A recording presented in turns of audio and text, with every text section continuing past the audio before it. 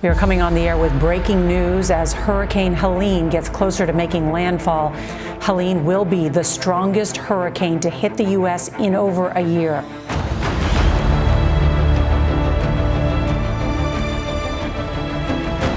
They don't have running water, internet, and cell service are also out. A lot of issues with water, connectivity, like people can't even communicate.